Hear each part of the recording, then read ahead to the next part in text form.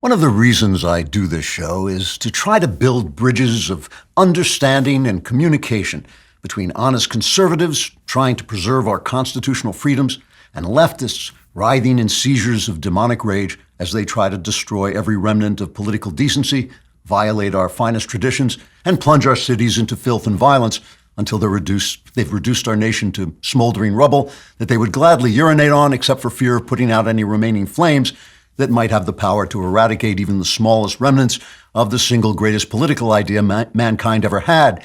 which they despise because it stands in the way of their ravening lust for power, offends their ignorance, thwarts their corruption, and is basically an obstacle to their general all-around crappiness, which they hope to spread to the entire world. In order to foster goodwill between patriotic traditionalists and these commie bastards, I think it's important we occasionally try to explain their ideas so we can understand what they're thinking instead of just regarding them as lunatic evildoers, howling with fury at the God who made them when they're not hurling themselves against the bars of their socialist mind prisons or just sitting in a puddle of their own drool, devouring insects like that guy in the old Dracula movie who goes mad after being attacked by 3 soulless vampire women who were later elected to Congress and became known as the Squad. So, for instance,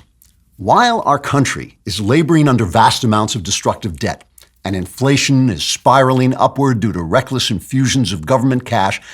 you may wonder, why are catastrophic socialist spending plans being shoved down our throats by whoever is operating the animatronic likeness of our long-dead president, may he rest in peace? The answer lies in what is called modern monetary theory. Modern monetary theory is the theory that government deficits and national debt don't really matter because the government can simply print more money whenever it wants to, with no consequences.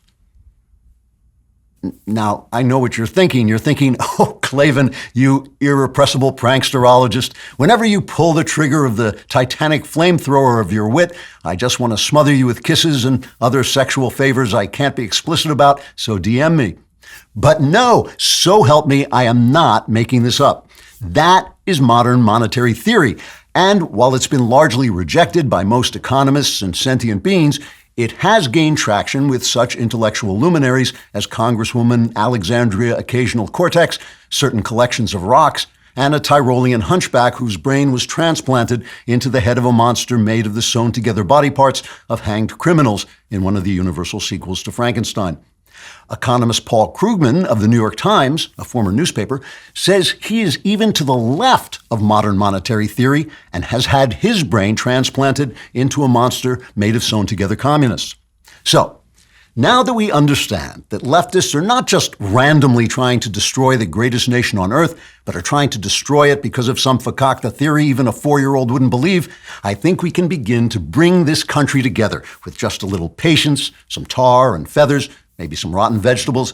and probably a whip. It should make for an interesting afternoon. I hope you will like and subscribe to get more great content, and to get even more, subscribe to the Andrew Klavan Show podcast.